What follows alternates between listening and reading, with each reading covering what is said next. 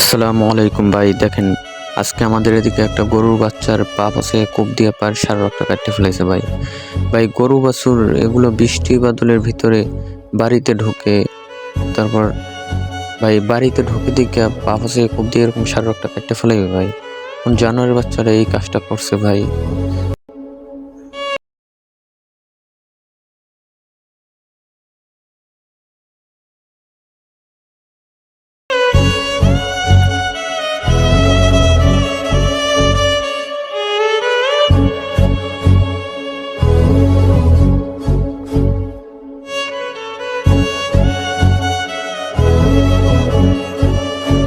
ভাই, আল্লাহ যেন ওই জানোয়ারের বাচ্চাটা দেয় ভাই। সবাই দোয়া করেন ভাই।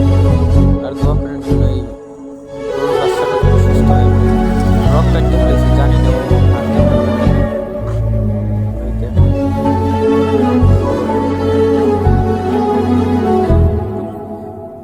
ভাই মাছ পড়লে ব্যথা পায় অনেক, লাফ দিয়ে ওঠে।